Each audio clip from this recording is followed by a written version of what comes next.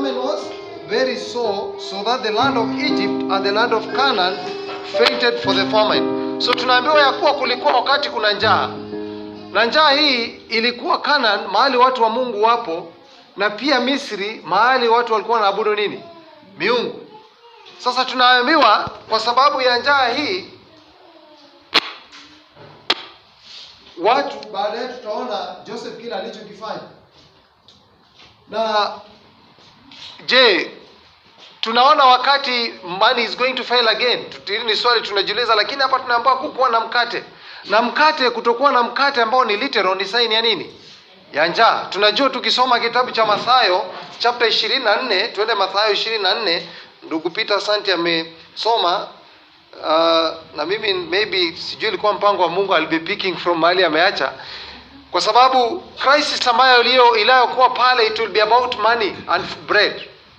Na tunaambiwa ya kuwa in Matthew 24 in verse 7 ya kuwa for the nation shall rise against nation, kingdom against kingdom, and there shall be what? Famine, pestilences, and what? Earthquakes in what? Diverse places. So tunaambiwa kutakuwa na njaa kila sehemu, lakini si njaa katika mkate nyumbani, kuna njaa hata katika ndoa. Unajua nafundisha, tulikuwa tunasoma family. Do you know there is famine in the houses?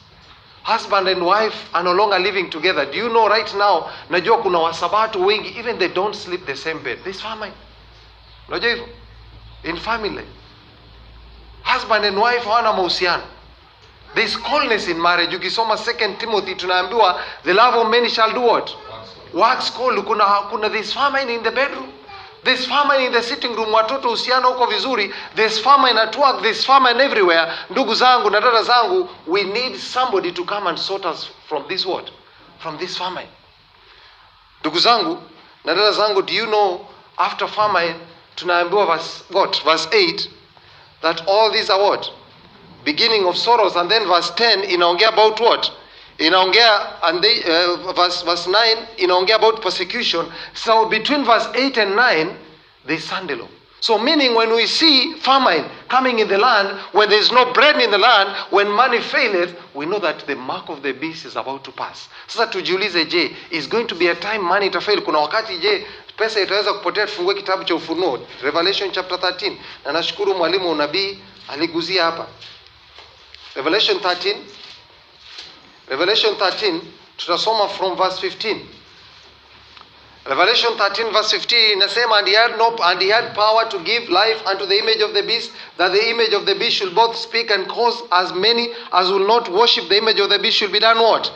And causeth all both what? Small and great, rich and poor, free or bond, to receive a mark in their right hand or in their forehead. Tuliangalia hapa. Now verse 17 nasema, and that no man by do what?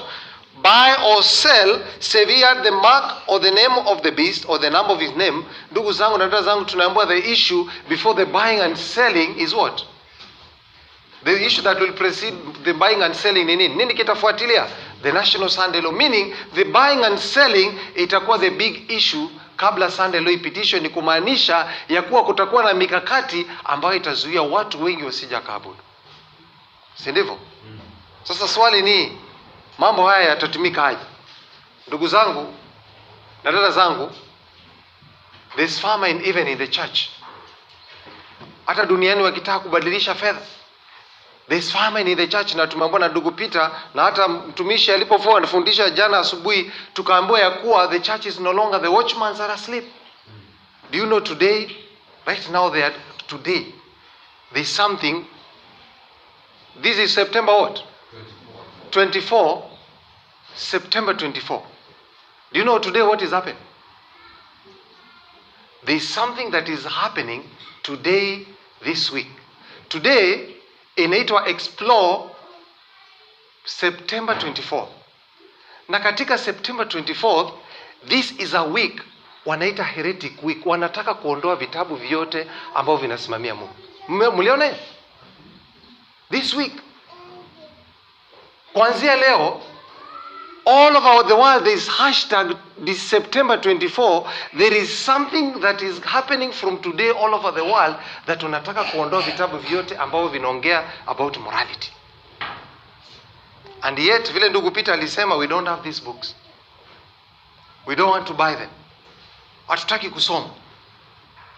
Ndugu zangu na dada zangu, this is what is happening. Heretic of the week wamemwita nani?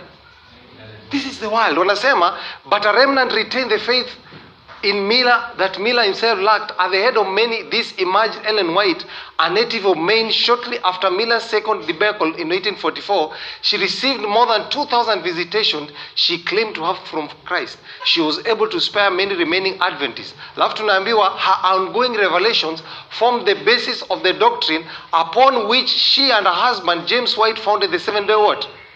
Sijui kwa nini hii inazimika. Alafu so-called because White claimed that Christ wanted to be worshipped on the Jewish Sabbath. So anasema these doctrines included revival of Jewish dietary customs. Although most Adventists are vegetarian today, identification of Pope as what? Ellen White tayari amekuwa labeled the heretic of the what? Of the week. And while this is happening, sisi wenyewe hatuko serious katika injili yetu. We are not studying as we should. Hatuombi jinsi tunafaa kusoma. Sijui kama mafundisho haya ambayo tumesoma yataweza kutupeleka karibu na Kristo. Do you know, ndugu zangu na dada zangu, there is a high likelihood we may not have another campaign. There is a high what? It will take the mercy of God. Because 2022 vile mtumishi alisema marks one of the greatest landmark ambayo itafungulia 2023, and there's going to be something that is going to usher the National Sunday Law. Before we finish, there's something that is going to happen in December, and it is going to restrict you from buying and selling. Ndugu zangu na dada zangu, tunafaa tuombe sana. Tunaambiwa hivi, the Sabbath what? Tunaambiwa what? Recently, we received an 80-page booklet, What Behind the New World Order. It admits to be a collection of excerpts from the book Will America Did What? Which originally published 100 years ago under the title what? This book was written by E.G. White, foundress of the Seventh Adventist Church. It claims that the Catholic is behind the what? This is something that wanaandika, and they want to do away, one of the books they want to do away. Peter alikuwa anasema they are doing away with great controversy this week. This article ilikuwa inasema kwenda chini, I didn't get the whole of it because of time. Inasema it claims Catholic Church is behind the new world. The booklet claims that this is true since the church is the beast of Revelation 17. It accuses the church mainly evil things and attempts to prove that the church is the beast by exposing the marks of the beast. Due to the limited space, only one church will be considered here. So one of the books they want to do away is the what? Wacha ile mliyapita aliwaambia iko kidogo, they want to do away with the whole book.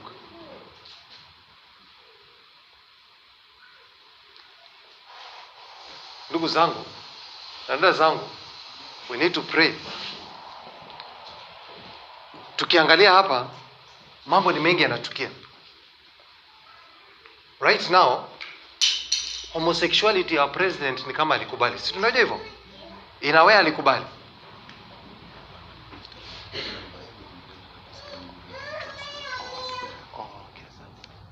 Samahani. Naongea kwa Kiswahili. Samahani, nilikuwa naongea kwa Kiswahili nikichanganya. So kile tulikuwa tunaona ni ya kuwa wiki hii wanataka kufanya nini? Kuondoa vitabu vile vinaweka misingi vya Wasabato. Na kitabu kimoja wanataka kukiondoa, ni kitabu kigani? Vita Kuu, Great Controversy. Na ndugu zangu na dada zangu, dunia mzima imekasirikia Sabato ya siku ya saba. Unaposoma kitabu cha Ufunuo 17 fungu la ngapi? Ambayo inasema joka akamkasirikia mwanamke. Ni kitabu kigani? Alikuwa anataka kuona kamera na 12 17. So ndugu zangu, mambo ni mengi yanafanyika, na sasa hivi nataka kuonyesha what is happening right now in Zambia. You can come. Kitu kinataka kuonekana Zambia right now. Right now, wale walikuwa katikati ya wiki waliona something called Lusaka July. Homosexuality wants to be passed into law in Zambia by first kupitishwa katika nchi. Unajua ni watu wanaleta Sunday law. Wanataka, they are selling the idea of homosexuality. The government, rais wetu alisema nini? Alisema kama watu wanataka kufanya, Kenya is a free country, kama mnataka kufanya jinsi mpendavyo, mmefanya nini? Mmeruhusiwa. Lakini akasema pia, in another flip side, that is not the great what. Hiyo si mojawapo ya vitu Kenya inazingatia wakati wa njaa, lakini akipatiana nafasi ya kuwa Kenya ni nchi ambayo iko huru, ni kumaanisha watu wako huru ya kufanya kitu chochote wanachokihitaji. Nataka aweze ni video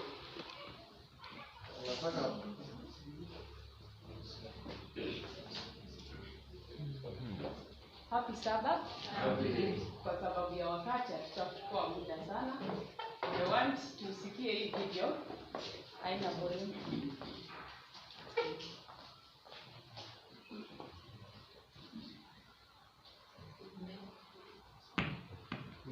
Out input motor.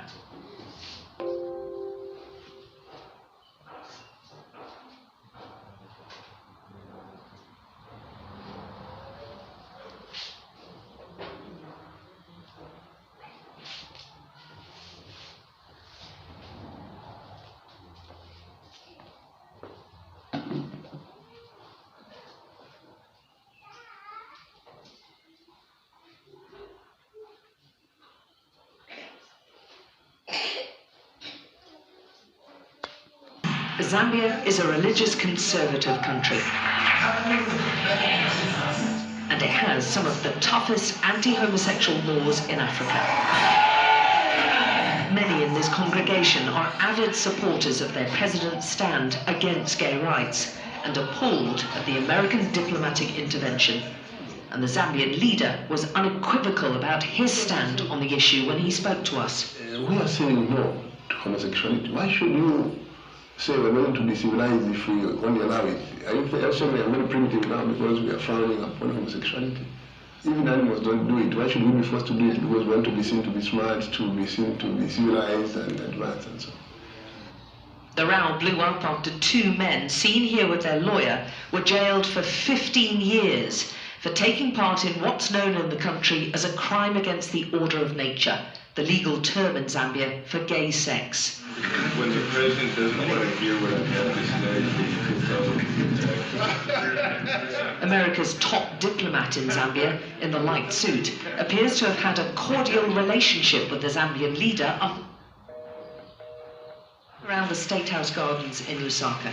But the US diplomat said he was personally horrified at the jailing. And in an uncharacteristically tough statement for a diplomat, the ambassador lambasted the government for corruption, said poachers got lighter sentences, and went on. Decisions like this oppressive sentencing do untold damage to Zambia's international reputation by demonstrating that human rights in Zambia is not a universal guarantee.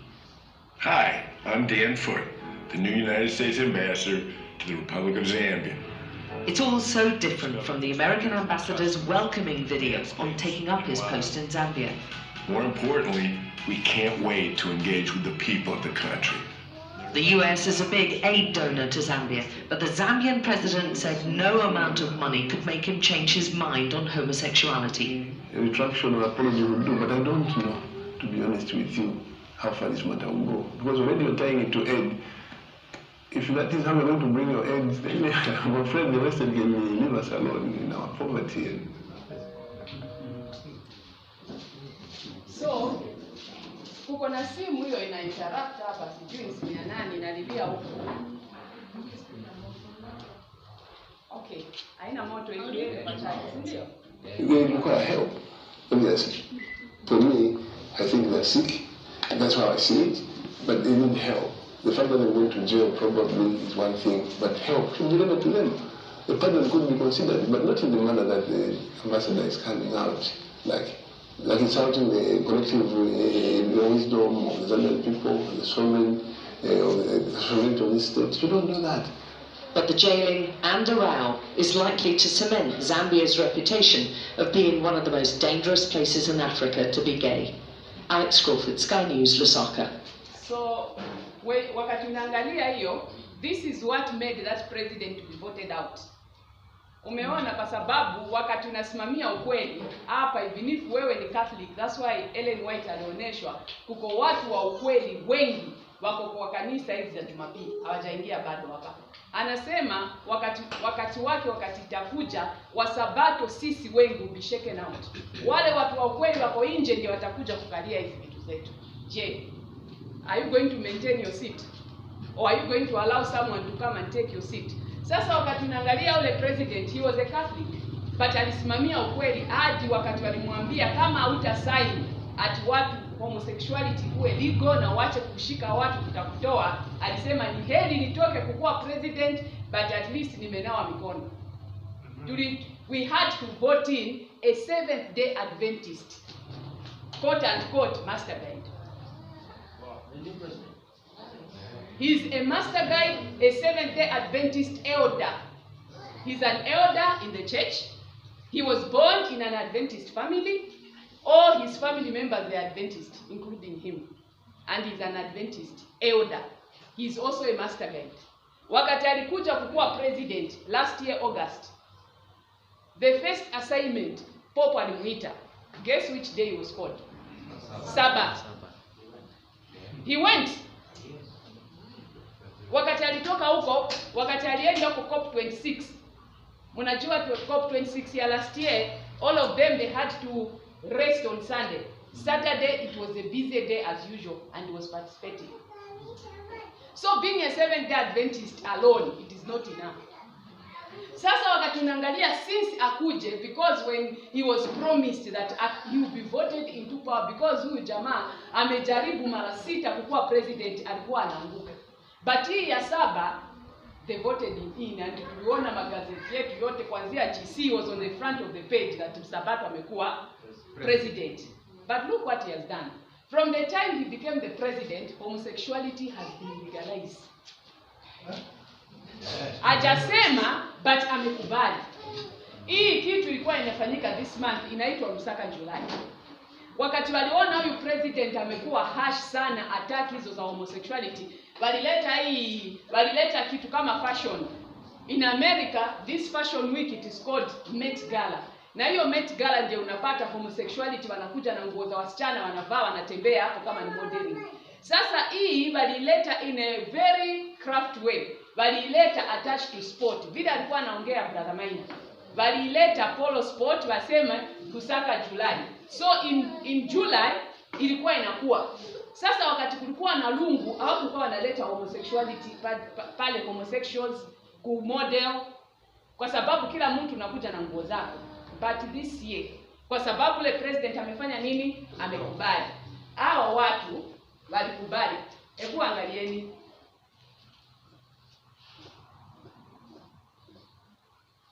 Questions, but tell me, just explain the outfit.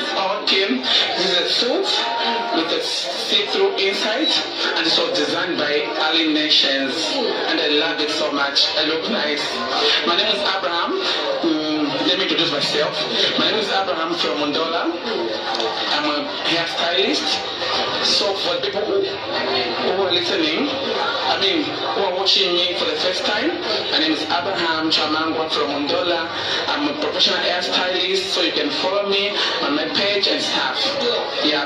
Representing Dola. Now there's something interesting going on. I see, are those lashes? Are they yours? No. They're mine. No, they're just natural ones, you know? Yeah? No, you look amazing. So all the way from Dola representing. Why did we go for a see-through look? Like, break it down for me. You know, it's actually green, so you can't put on a brighter thing. Put something which is sexy. Let's see. Say the word. Okay, look, since you're wearing green, you should put something see-through inside so it can look sexy. Okay, I got it. We'll have fun tonight. you. Is it your first Lusaka July? Yep, it's my first time here. What's your take? What's your impression? Are you did it meet your expectations? Okay, I'll say the truth. For the first time, I came here, I drove here, I parked outside. I don't have that courage to come out because it's my first time. I'm like, no, let me just enter and represent my business. No, and I came here with college just alone. Yeah, but I'm happy, I've had fun, I've met people who I've been seeing on TV and on Northeast. I've seen them here, so they can also know me and support me with my business. Absolutely, a risk taker. I love that. Well, have fun, Abraham. So nice to meet you. Aww, I love it, and that's what Lusaka July is about. We get to meet new people. So when you look at this Lusaka July, hawa wote mnaona hapa, hawa ni wanaume.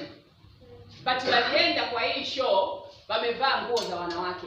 Kwa sababu saa hii president wamemweka kwa mfuko. Na wamemwaga pesa Zambia. Zambia iko na pesa. Wakati huyu president alikataa, walitoa aid yote. Now the economy was going down. Na yeye alisema ni heri tukupe na njaa than tukubali watu waanze kufanya hivi.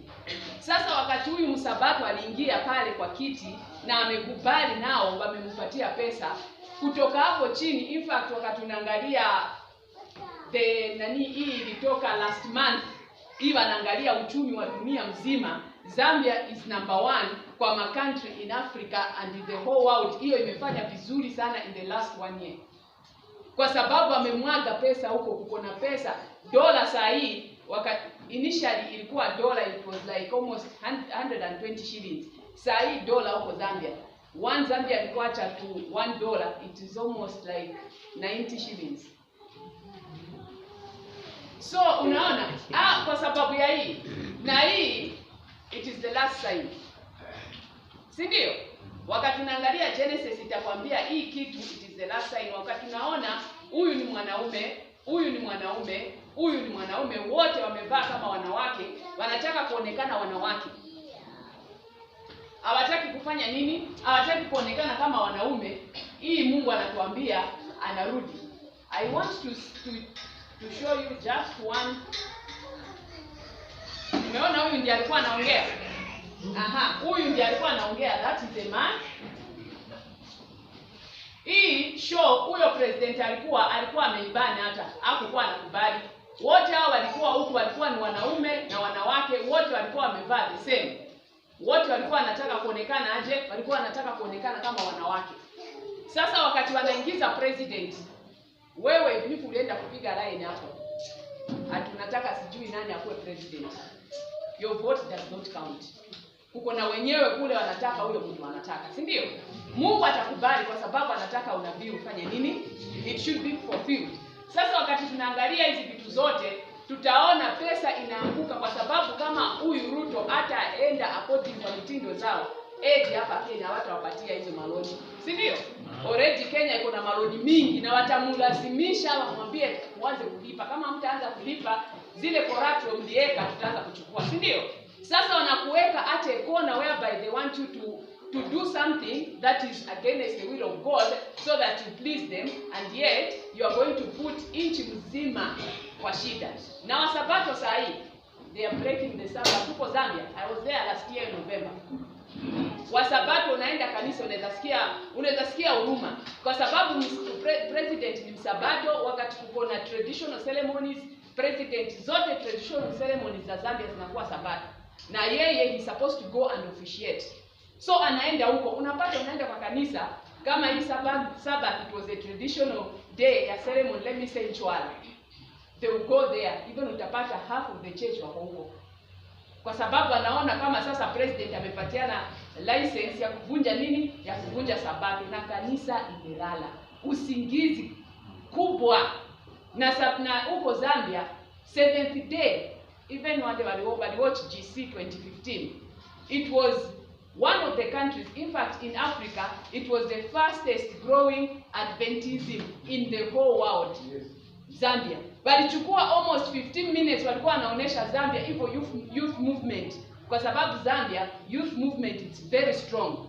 Watu wengi kwa kanisa they are 30 years going below. So ni wanafanya hii siku match tu. evangelism, watoto wa youths wameichukua wanaenda door to door. So watu wengi walikuja wanakuja kwa kanisa. But you president amekuja, wote watu wale walikuwa na hiyo vitu wamefanya nini? Wamelala. Sasa tunaangalia how is homosexuality tied to the money. You can continue from there.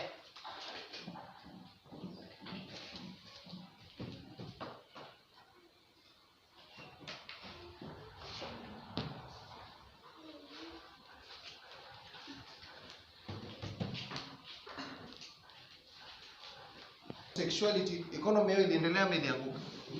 See, God destroyed it. So the last sign that will show that economies will not rise but will fall, yani economy hazitanawiri, zitaanguka, ni nini? Watu wakijiingiza katika nini? Katika sheria za jinsia moja. So ndugu zangu, homosexuality ama watu wanaojihusisha katika mahusiano itakuwa ishara ya siku za mwisho. Vivyo hii wakati wa Lot, na tuliambiwa na Yesu, vivyo hivyo wakati wa mwisho homosexuality itakuwa ni ishara ya siku ya nini? Ishara ya siku ya mwisho, kutuonyesha ya kuwa hatuna muda wowote katika nini? Katika dunia hii. So ndugu zangu, nataka tuendelee mahali tulikuwa tumeachia kwa sababu hakuna muda. Ndugu zangu na dada zangu, ni nini kinaleta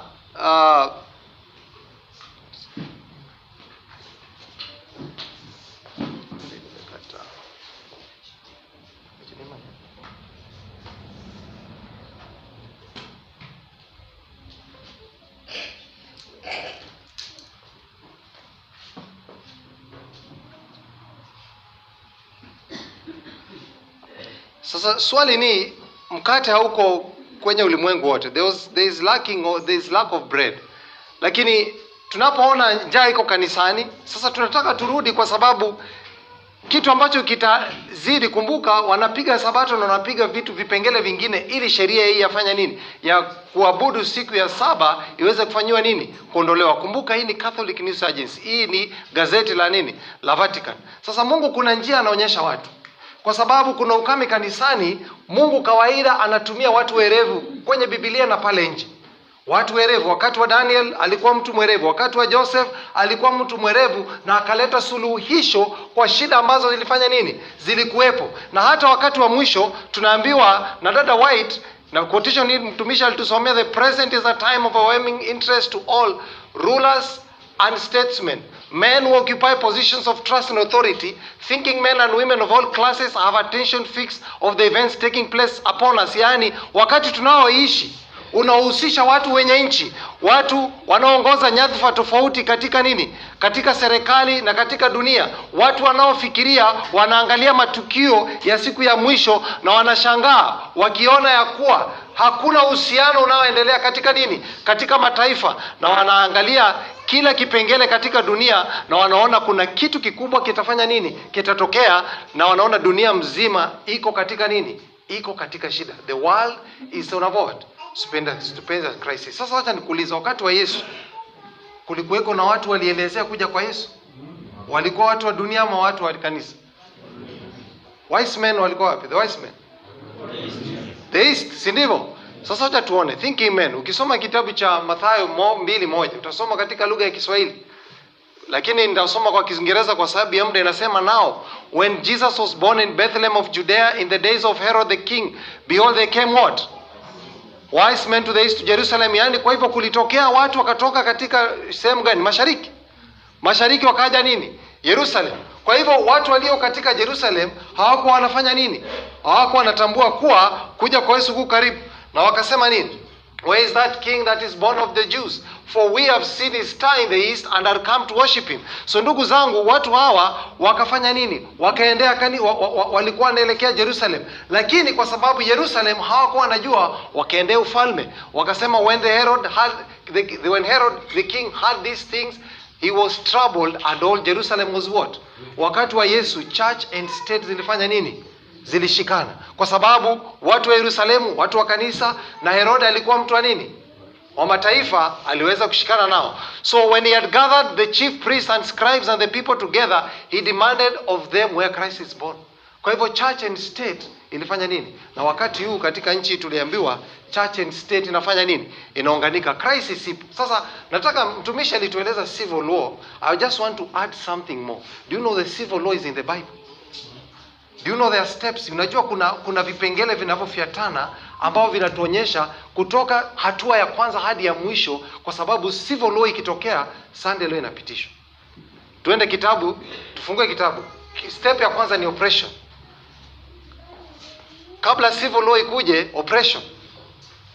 Tuende katika kitabu cha Psalms 27 verse 4. Tutaenda kwa haraka. Psalms 27 verse what? Verse 4. Lazima pesa ndio ianguke, lazima kuwe na oppression. Lazima kutakuwa na watu wanagandamizwa. Psalms 27 verse 4. Psalms 27 verse 4.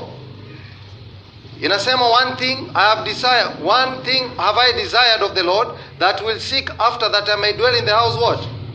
In the days of my life, and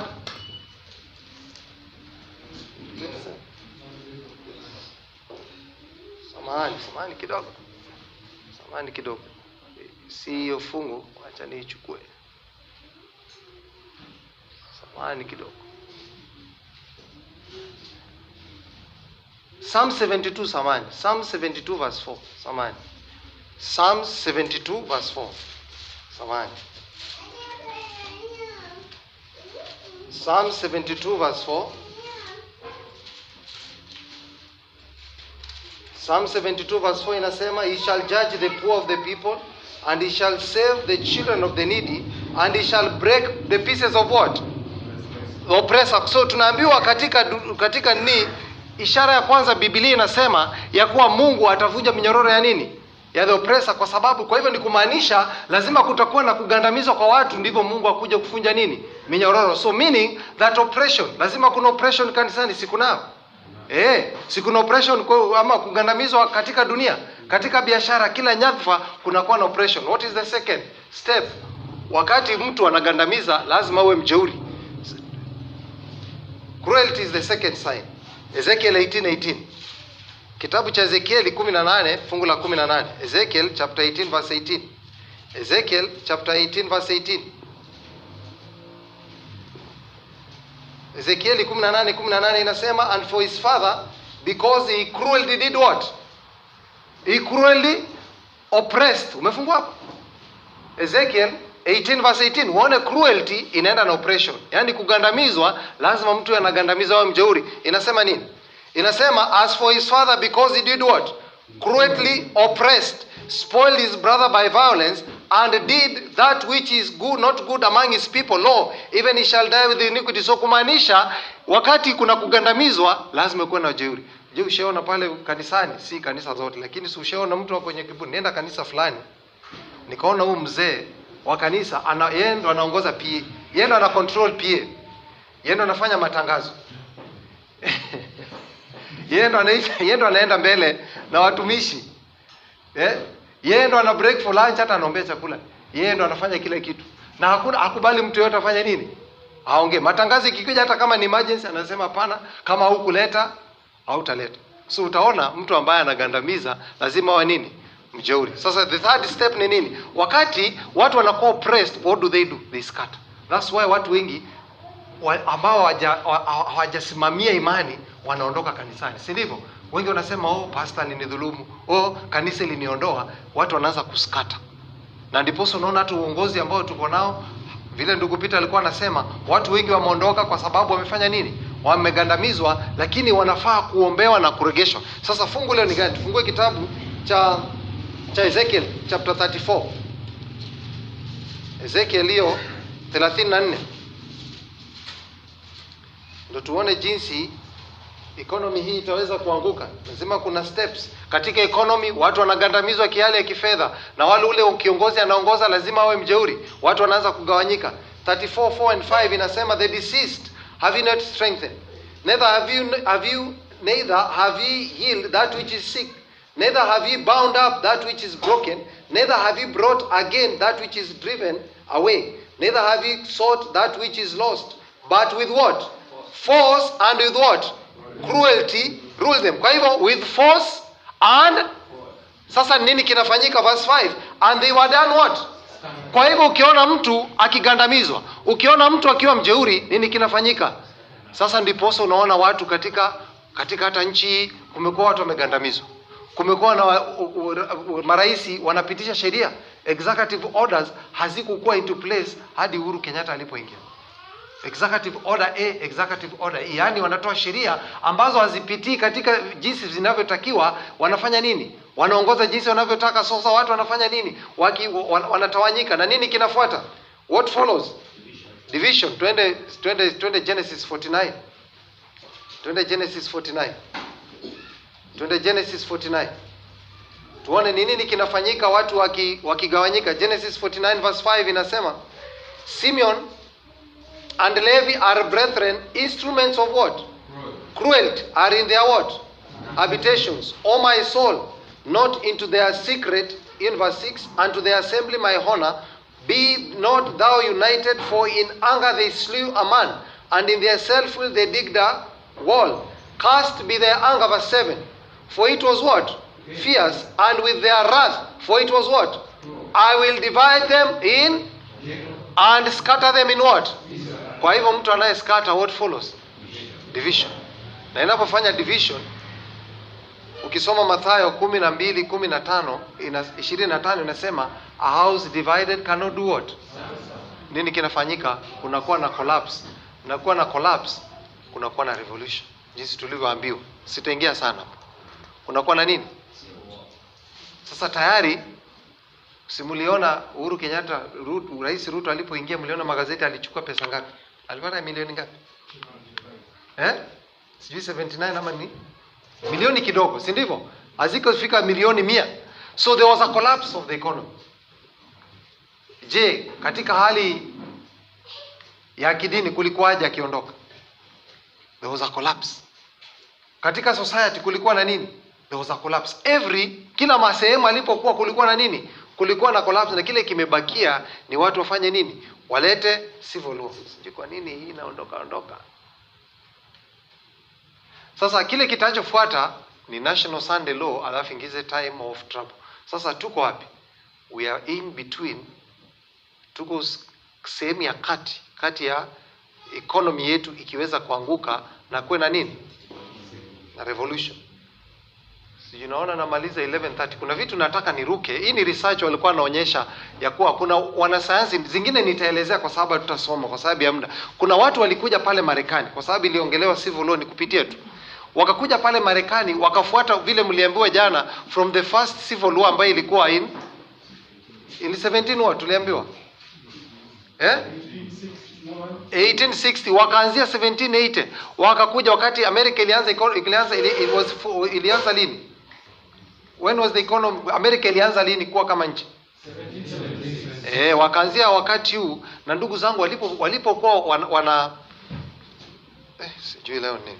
Walipokuwa wanafanya hesabu zao wakasema, na hii ni kitu waliandika before 2020, wakasema ya kuwa in 2020 kutakuwa na crisis. Hii gazeti tulikuwa hata tunaonyesha watu kutoka kitambo, na wakasema from 2020 onwards kutakuwa na nini? Na crisis. Sasa do you know Yesu aliongea juu ya crisis? Yesu alitumia nini? Do you know God used nature? Ukisoma Mathayo, tuenda kwa haraka Mathayo 20 kuna vitu vingi Yesu alituambia. Tunataka kuona katika Biblia crisis, ndio tuko hapa onyesha hapo, ndio utaweza. Mathayo 24. Mathayo 24 Yesu alitumia nature kuonyesha crisis. Tunapoona nature, we know there is a crisis. Mathayo 24 fungu la 30 na mbili inasema, now learn a parable of a fig what? Fig tree. When his branch is yet tender and putteth forth leaves, ye know that summer is what? So likewise, when ye shall see these things, know it is near, even at the what? Kwa hivyo tukiona majani yanafanya nini? Yanakauka. Yani imagine unajua that is literal. Tunapoona hata sasa hivi kuna kauka, Yesu ako karibu kufanya nini? Kurudi. Hata hao watu wakasema as in generation. Alafu tutaona as in generation leaves, so too of men. At one time the wind shakes and the leaves to the ground. But when the flourishing woods gives birth and seasons of spring comes into existence, so it is with what? of men which alternately come forth and do what? Na Yesu alisema nini? Hao walionyesha majani, the next thing waliongea juu ya generation. Kwa hivyo walisema, hao wanatuelezea kuwa kuna uhusiano mkuu kati ya hali ya anga na vizazi. Yesu aliongea nini baada ya kuongea juu ya majani ama jinsi hali ya anga iko? Fungua fungu la 32 nasema 35 nasema, so likewise 33, when ye shall see all these things, know that it is near, even at the what? Verily I say unto you, this generation shall not do what? When these things get fulfilled. Kwa hivyo Yesu alisema kizazi hicho hakitapita. Na ni kizazi gani Yesu alizungumzia? Alikuwa anazungumzia kizazi ambao utaona njaa iko dunia mzima. Kizazi gonjwa iko dunia mzima. Kizazi vita iko dunia mzima, ya kuwa tunapoona, kwa sababu Yesu alipoulizwa na wanafunzi hakuulizwa ishara za Amerika, aliulizwa ishara za dunia gani? Dunia mzima. Sasa tunaona Yesu anatumia thinking man. Yaani kwa sababu sisi hatujafanya kazi yetu, Yesu ameweza kutumia watu wanafanya nini? Si hao ametumia jinsi Biblia imesema. So tukitaka kujua, we have to study generations. So lazima to study generations. Hata unaona wana quote Bible. Anasema though our study and reading, something we've been come to appreciate about history is how right the author of Ecclesiastes was. What has been will be again. What has been done will be done again. There's nothing new under what? Unaona hata watu wa mataifa wanapoangalia matukio siku ya mwisho lazima waquote nini? Biblia. Sasa hata sitasoma zote. So ndugu zangu, watu hao waliposoma wakaelezea kuwa kunakuwa na shida. Sasa Yesu anasema nini? Hii ni women ministry. 136:4 anasema, soon grievous troubles will arise among the nations. Welfare ministry, asante. So asante, welfare ministry. Soon grievous troubles will arise among the nations. Trouble that will not cease until this is what? Kwa hivyo tukiona magonjwa yatazidi hadi Yesu afanye nini? Kwa hivyo tukifikiria kama njaa itaisha, njaa haitafanya nini? Nilikuwa juzi Tanzania, the same is the situation. Ukienda Zambia, tulikuwa karibu na huko, same is the situation. Yaani hali ya anga iko vile vile, hakuna utofauti. Kwa sababu anaongea the judgments of God are in the land, there was rumors of wars, the destruction by fire and flood, say clearly the time of trouble which is to increase until the end is very near and near at hand. So ndugu zangu, janga hii haitaweza kuisha. Sasa watu hao walipokuwa wanasoma, nataka kutoa tu historia, wakaandika kitabu kinaitwa The Fourth Turning. Walipokuwa wanaandika The Fourth Turning, sitasoma fungu hizi, wakaelezea ya kuwa katika Biblia inasema miaka mwanadamu ni ngapi? 70. Na akiongezewa ni ngapi? Andika Psalms 90:10. Hatutasoma. Psalms 90:10 inasema hivyo. Sasa alafu tunaambiwa pia katika Biblia watu walikuwa wanaenda vitani wakiwa na miaka mingapi? 20. So kwa hivyo tukiona 20 tunajua kizazi kimekomaa. Si ndivyo kweli? Kizazi hata katika nchi ni miaka ngapi? 14, 18. So ndugu zangu, ukisoma Numbers 1 utaelezewa hivyo kwa sababu ya muda. So ndugu zangu, kizazi kipo kinaanzia miaka 20 na kizazi kinakomaa watu wakifika miaka ngapi? So ndugu zangu na dada zangu, jinsi hali ya nchi ilivyo, kwa sababu nchi inaongozwa na watu, vizazi hivyo vinaelekea vivyo hivyo. Sasa ndugu zangu, hizi nataka tu nivuke tu. Sitaweza kusoma hizi, ni mafungu tu, hizo zinaelezea juu ya hayo nimeelezea.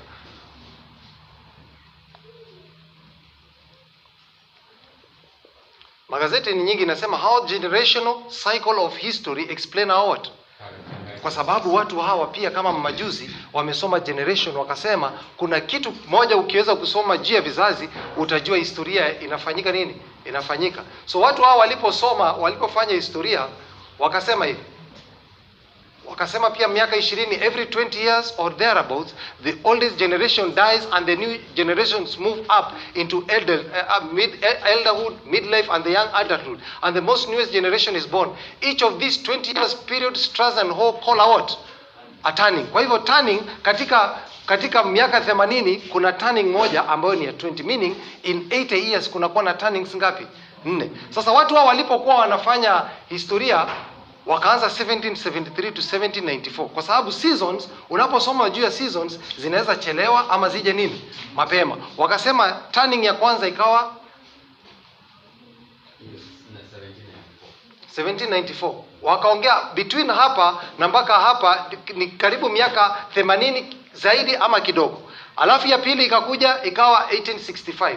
Walipokuwa wanafanya turning, nimesummarize na hii chart. Walipokuwa wanafanya turning wakasema the last turning ilikuwa in 1945. Do you know in 1945 ndo crisis ilianza, kwa sababu watu walienda vitani na wanaume hao waliporudi pale nyumbani wakazaana sana. Unajua hivyo? Na ndiposa watu waliozaliwa kutoka 1945 na mpaka 1964 wanaitwa nini? Baby boomers. Na watu hao ndo wanaleta crisis, kwa sababu watu hao ndo walijani wazazi wetu, na wazazi wetu wakazaa watoto 10 na 20 na wakaanza crisis ambayo tuko nayo katika dunia hii. Chakula kikaanza kuwa na shida, njaa ikaanza kukua, diapers wakati zikaanza kukosa. Na ndugu zangu, ukiongeza miaka 80 tunaelekea miaka gani? 20 what? Si mtumishi aliwaambia 2024? Si magazeti yaliongea hivyo? Everything is falling into place. Na ndugu zangu na dada zangu, tunaona magazeti yote wanasema the fourth turning has arrived. The fourth turning has done what? Has arrived. Wanasema at the head of Joe Biden, of it all is Joe Biden and his merry hand race baiting socialists racing, driving this runaway train off the tracks, and in the end societal collapse and a great reset into what? Marxist world government away to do what? To demise. Ndugu zangu na dada zangu, hii ni historia yote walikuwa wanaelezea. Hapa nyuma wanasema so yes we're in a what? Wanasema a major crisis after 80 years or what? Wanaongezea, tulikuwa naelezea hiyo historia yote. Sitaelezea hiyo yote. Wanasema ni gazeti hiyo walikuwa wanaelezea juu ya kila kitu nilikuwa naelezea. Wanasema sometime before 2025 America will pass through a great gate in history. Mambo hayo tuliona jana. Lakini kuna mahali nataka twende tuone. Walielezea the seasons. The first season is a high. The second is an awakening. The third one is an unraveling. The fourth one is a crisis. Jinsi Yesu alivyoelezea what? The seasons. So ndugu zangu, hata katika kanisa, do you know everything falls into place. Historia, hata historia kanisa yetu ilianza in what? Ilianza in what? Generation ya Biblia ni ya how many years? Ukihesabia ndugu zangu 20 years something happening, and on the 4th 2024 hapa ndugu zangu we are on the middle of a what? Na ndiposa ndugu zangu between 2004 tunaingia 5th generation. The 4th generation is a crisis. Always 4 in the Bible is what? Is a crisis. In this last 4th turning, what will be it is what? A revolution. Do you think Kenya is on the precipice of what? Revolutions. Kenyans are hungry and for sure. Biblia inasema katika kitabu cha unabii 5:208 of the Amorites, the Lord said, in the 4th generation they shall come hither again, for iniquity of the Amorite is not yet full. Although this nation was conspicuous because of their idolatry and corruption, it had not yet filled the cup of its iniquity. And God will not give command for its utter destruction. The people were to see divine power manifested in the marked manner, that they might be left without excuse. The compassionate Creator was willing to bear the iniquity until the 4th. Kwa hivyo 4th generation ni mwisho wa kila kitu. And with the 4th generation, then if no change was seen for the better, his judgment were to fall upon them. Ndugu zangu na dada zangu, 4th generation, there is a collapse. Nataka tuingie katika kitabu cha Joseph. And there was bread what? There was no bread in the land, for the famine was very sore. So in that land of Egypt and all in the land of Canaan fainted by the reason of what? And Joseph gathered all the what? All the money. Sasa rais amefanya nini? Rais wa Kenya amefanya nini? Ameanza kuleta pesa yote. Alifanya nini? Kitu cha kwanza alitoa subsidy. Subsidy ilitoa pesa ambayo ilikuwa inaendea mwananchi na mwanabiashara, ikarudi kwapi? Ikarudi kwake. Joseph Prince. Hiyo ndio kitu mwananchi alikilikuwa kimebakia kinamfaidi nani? Mwanabiashara, kwa sababu alikuwa anapewa ile utofauti ambao alikuwa anauzia mwanabiashara, the difference in advance, si ndivyo? Analipwa for the next 1 month, anapatiana volume ambayo atauza, anapewa subsidy. Sasa mtu wa mafuta ataanza kugadhabika, ataanza kufanya nini? Kuumia. Joseph ameleta mkate, and in the land of Canaan and corn which they brought, and Joseph brought money into the Pharaoh's house. Nini kikafuata? And when money had failed in the land of Egypt, in the land of Canaan, all Egyptian came to what? Joseph. Watu wataendea Joseph kwa njia gani? Revolution. haki yetu. Unga. Sasa itakuja njia gani? Tuangalie America. US economy enters technical recession after growth tumbles in the second quarter. It is official, America is in a what? Is in a recession. IMF says global economy is edging towards what? Hizi zote zinasema the Great Depression will trigger 2.0. Ya kwanza ilikuwa 1920 what? 27 huko mpaka 35. In Great Depression 2.0 will trigger the world's greatest financial what? Haya, sasa mfumo ambao wanataka kuleta ndo naingia hapo. Na iko katika Biblia pia. Israel bans use of what? For purchases larger than what? Sasa nchi kile inafanya, wakishaleta, mliambiwa nchi hata Vatican imeitisha pesa. Sasa kila wanataka kuleta is electronic system. Na ndo unajua tuliingia kitambo sana electronic. Yes. Watu wangapi wako na bonga points za supermarket? That's electronic. Wanajua sasa, wanajua kile unachokipenda kununua. They know your lifestyle. Wanajua kile unachokinunua. Ukilipa na supermarket using M-Pesa, wana track that. All katika Israel. Kama Israel, mahali wa Kristo wa Sabato wameanza, wa Sabato wa kanisa wako na muda. Hawana muda. Israel wameleta sheria hiyo. UK cashless society to step closer as more than 23 million abandon what?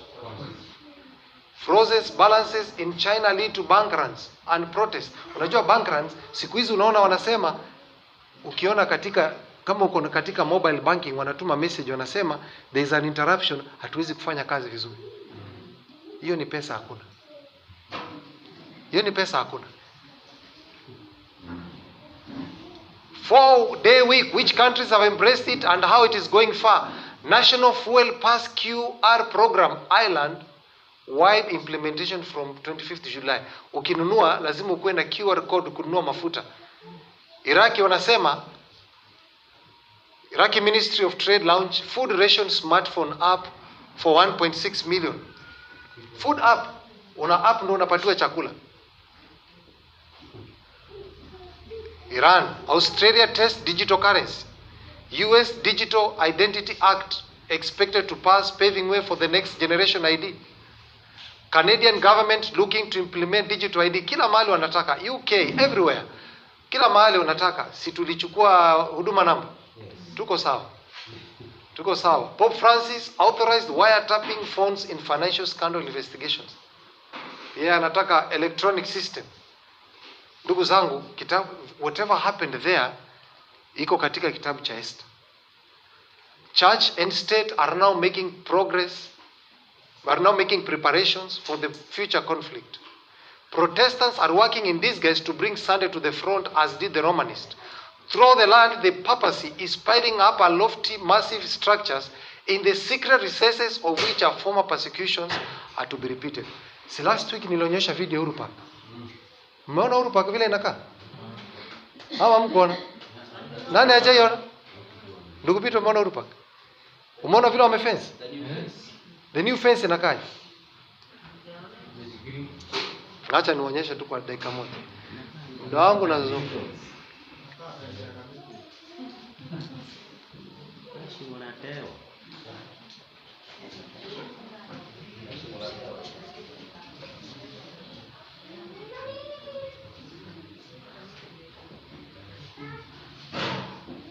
Sijui kama nikikosa maybe tutaona wakati mwingine.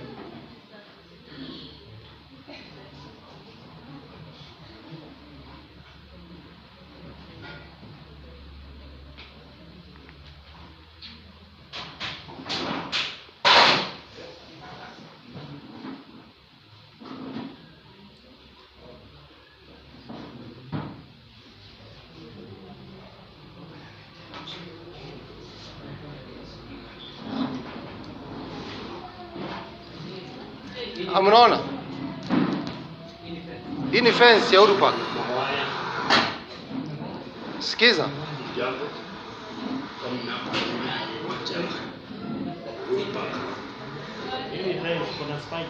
Kiangalia vizuri. Zingirwa. Unaona?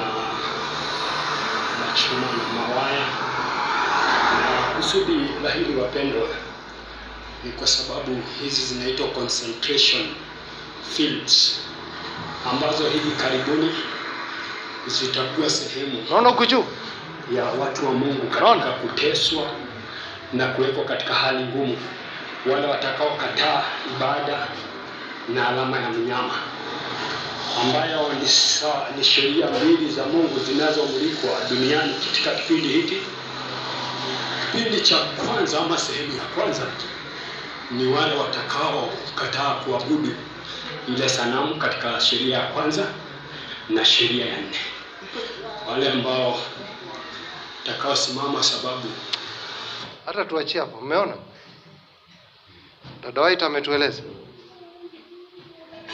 Anasema hivi. Mambo haya yametukia yote. Mambo haya yametukia yote. Anasema the decree which is to go forth against the people of God will be done what? Will be very similar to that issued by Cyrus in the time of what? Sasa jinsi Sunday law itapitishwa kama wakati wa nini? Sasa sikiza. Do you know in America juzi mwaka wa March walisign executive order 14067. Mnaifahamu? Mnafahamu hii? Tusikize. Mmesoma hii? Executive order hii wanasema ensuring responsible development of what?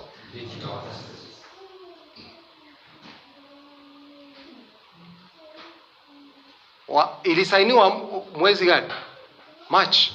Wakasema hapa, within 180 days of this date of this order, provide to the president through this and this an assessment of whether legislative changes will necessary to issue what?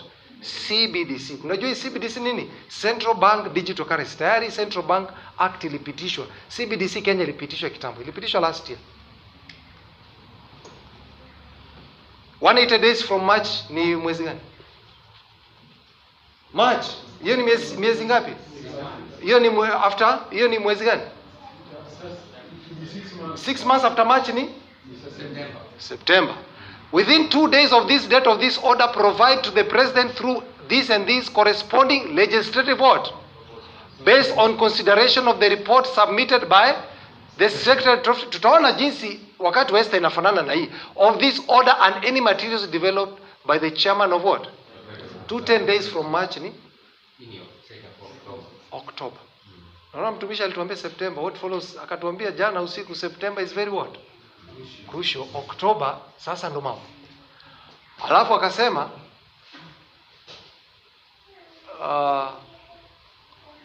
sijui mahali ipo, lakini mahali hapo alisema, kuna mahali akasema hapo wale ambao watakataa penalties will be there. Sitaki kusoma it somewhere here, either here ama hapo. Wanasema wao watakataa, ende usome executive order 14067, kuna penalties ya watu watakataa. Watu watakataa ni watu gani? Alafu after October, sasa sikiza, kama ulikuwa unalala angalia. After October sasa sikiza. December 13, 20 what? 22. Called the C-Day, Biden backs the central bank digital currency executive order what? In December 13, 2022 wanasema is the date ama ni tarehe ambayo wataanzisha rasmi kutumia digital currency. Tuna muda wa kwenda country kweli? Buried in the new government spending bill. Ati toke sahi. Anasema buried in the new government spending bill executive order 14067. Wanasema Richard, mnajua Robert Kiyosaki ameandika kitabu gani? Yes, Wakristo wengi walisoma hiki wakataka kuwa matajiri, si ndivyo? Call this evil move to eliminate our currency and replace it with what? Itare. The most treasonous act in the US history. He also exposed the supposed singular event called the C-Day, which according to them will take place on December 13, 2022 and will disrupt the traditional financial system in the what? Please understand the possible implications of this ultimate change in the what? Nataka niweke video moja, sijui kama ili download, msikie jinsi Jinsi shetani amepanga mambo.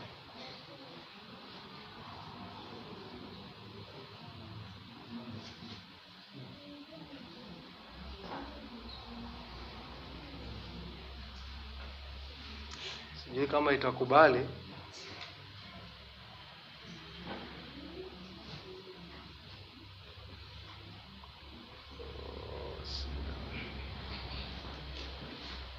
Siku i-download nataka ni muione. Nataka uone hii video tukimaliza. Alafu tusome. Ikiendelea tufungue kitabu cha Esther. Tufungue kitabu cha Esther. Tufungue kitabu cha Esther tukimalizia. Kitabu cha Esther. Tufungue kitabu cha Esther. Sijui kwa nini imekataa. Tufungue kitabu cha Esther.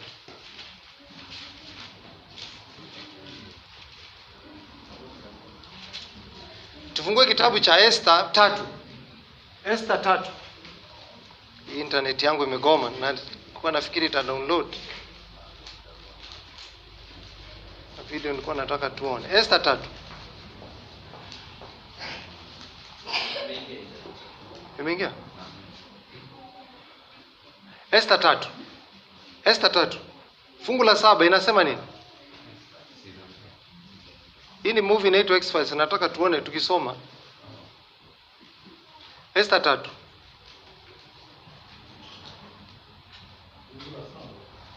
Fungu la 7 Subiri. Nani ana Kiingereza? Nataka Kiingereza ndio itatoa vizuri. Ama Kiswahili pia. Hamjapata inasema hivi. Basi mwezi wa Nisan.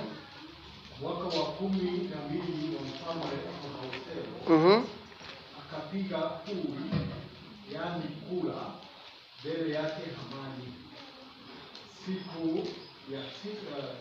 Siku kwa siku na mwezi kwa mwezi, hata mwezi wa 12 ndio mwezi wa Adari. Mwezi wa kwanza katika Biblia ni mwezi gani?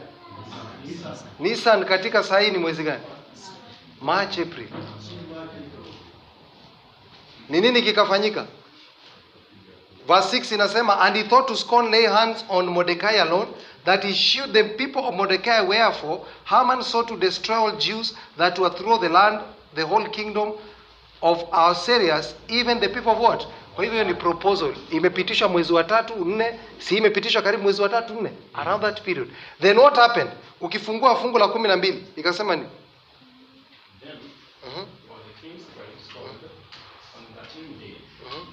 first month, and there was written according to all that Haman had commanded unto the king lieutenants, and to the governors that were over every province, and to the rulers of every people of every province, according to the writings thereof. Why? Every people after their language, in the name of King Ahasuerus, was it written, and sealed with the king's ring. Kwa hivyo tunaona kukakuwa na andiko likafanyika mwezi wa ngapi? Si hapa walifanya maandiko mwezi wa 3. Na unajua katika Jesuitism wanaweza tumia, kama ni wanaweza tumia mwezi wa 3 ambao uko katika Biblia, ama mwezi wa 3 katika kalenda yao. Sasa nini kilifanyika? Ukisoma fungu la 7 inasema, in the first month, that is in the month of what? Ngoja sasa nataka ukienda verse 13 inasema, and the letters were sent by post to all the provinces to destroy, to kill, and to cause to perish all Jews, both young and old, little children and women, in one day, even the 13th day of the what? Unajua hata wanaweza tumia 12th month, iko katika Biblia, watumie katika 12th month katika nini? Effectiveness ya sheria hii ilikuwa mwezi wa 10 na ngapi? Na nini kilifanyika? What happened? Ndio hii ifanyike. Soma fungu la 8. Fungu la 8 inasema, and Haman. Tuone nini kilifanyika ndio this thing to be effect. Wayahudi wauawe. Wanaweza uawa kisiasa, wanaweza uawa kifedha, wanaweza uawa in any other way. Sikiza, tutaweka symbolism. Verse 8 inasema, and Haman said unto King Ahasuerus, there is a certain people scattered abroad and dispersed among the people in all the provinces of the kingdom, and the laws diverse from all the people, neither keep the king's laws. Therefore, it is not for the king's profit to do what? If it please the king, let it be written that they may be destroyed, and I will do what? Pay 10,000 talents of silver to the hands of those that have charge of business, and bring it to the king's what? Pesa ilirudi wapi? Ilirudi treasury. So what is the last sign kabla persecution? Pesa lazima irudi wapi? Na sasa hii tumeona pesa pale Amerika inarudi treasury. Na nani ataumia? Mkristo. Sasa nataka tuone hii video. Wakati wa Esther waliweza kushinda.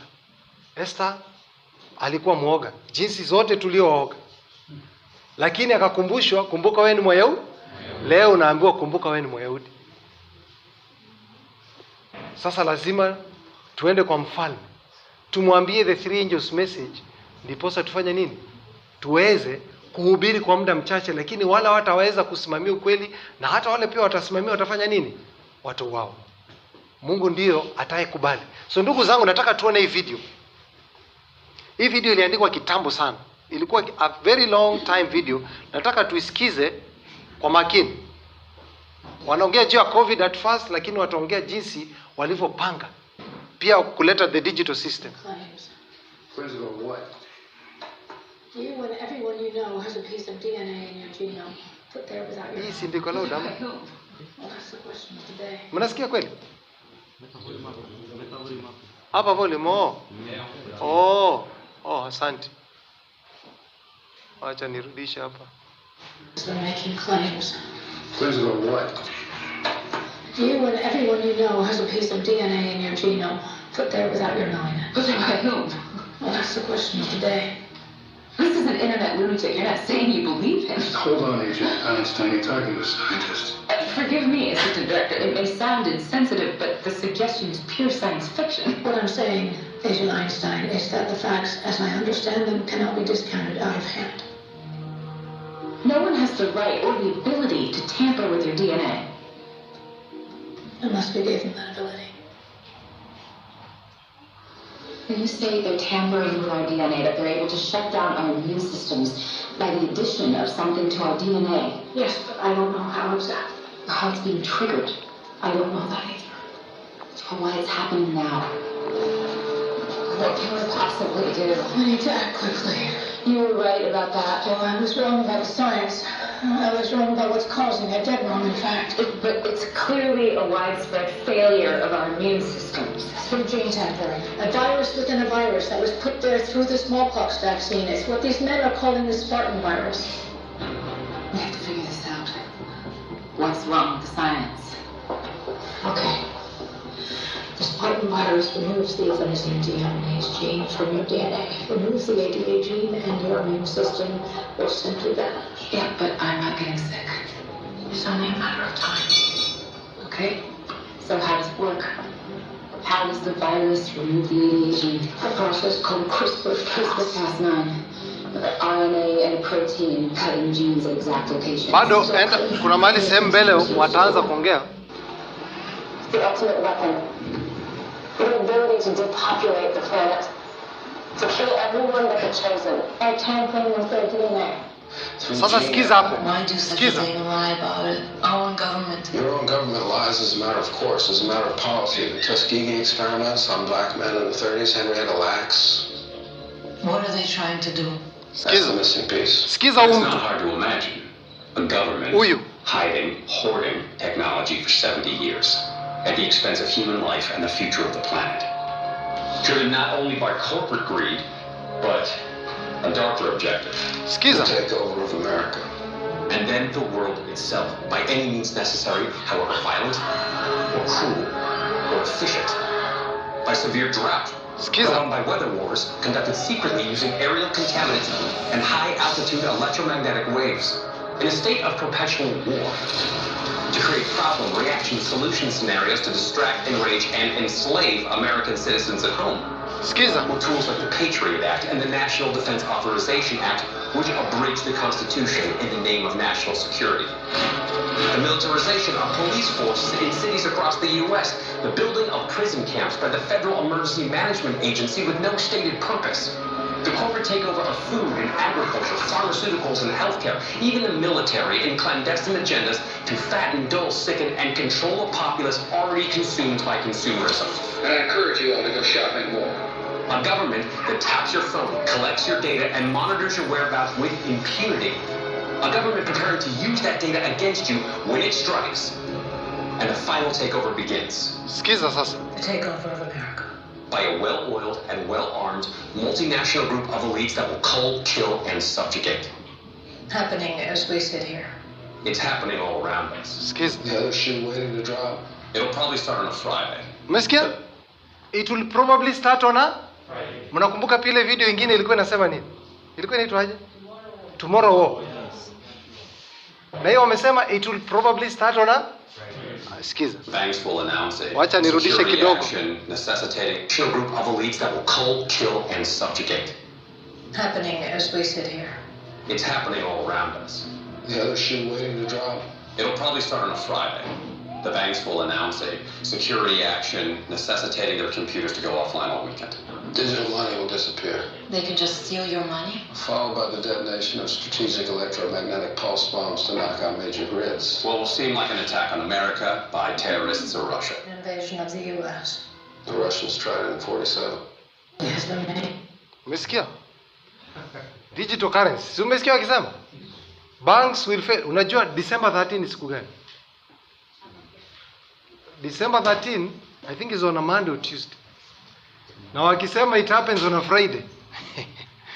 Na kutakuwa na terrorist attack from Russia. Ni nini Russia inakuwa accused sahi? Cyber attack. Na this thing iliandikwa from hii kitu ilikuwa ya 2012. Ndugu zangu, tunamalizia hapa. Acha nisome quotation ya mwisho. Mambo ni mengi, singeweza kuonyesha kwa sababu ya muda. Baptism by fire for the incoming government.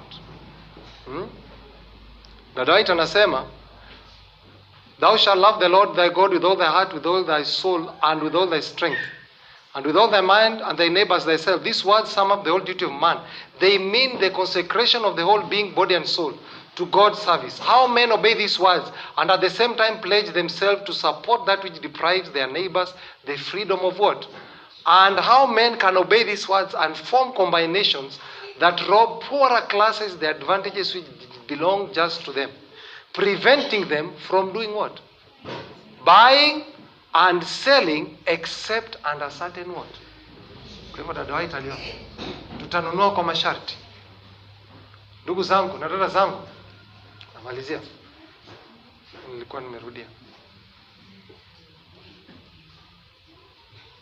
Those who have had an opportunity to hear the truth and yet took no pains to hear it or understand it, thinking that if they do not hear, they will not be accountable, will be judged guilty before God as if they had it and done what? Alafu anasema, there will be no excuse for those who choose to go into error when they might understand what is truth in his sufferings and his death. Jesus made no atonement for all the sins of ignorance, but there is no provision made for willful what? So mambo yote tumefundishwa ndugu zangu, kama tutakubali kukua watu ambao tunafunga masikio yetu na midomo yetu, itakuwa kitu cha huzuni. Ndugu zangu, dada zangu, Jesus is about to leave the mercy seat of the heavenly sanctuary, to put on the garments of vengeance and to pour out his wrath in judgments upon those who have not responded to the light God has given them. Because the sentence against an evil work is not executed speedily, therefore the heart of the sons of men is fully set them to do evil. Kwa hivyo tunaambiwa ya kuwa watu kwa sababu wanaona hukumu za Mungu haziji karibu, wanaendelea kufanya dhambi. Instead of being softened by patience and long forbearance that the Lord has exercised towards them, those who fear not God and love not the truth strengthen their hearts in evil cause. Kwa hivyo kwa sababu Mungu hajaweza kutuhukumu, tunazidi kufanya nani? Kufanya dhambi. Lakini kuna viwango katika huruma za nani? Therefore God must interfere and vindicate. Ndugu zangu, huruma za Mungu ziko karibu kuisha. Ndugu zangu na dada zangu, Mungu aweze kutusaidia.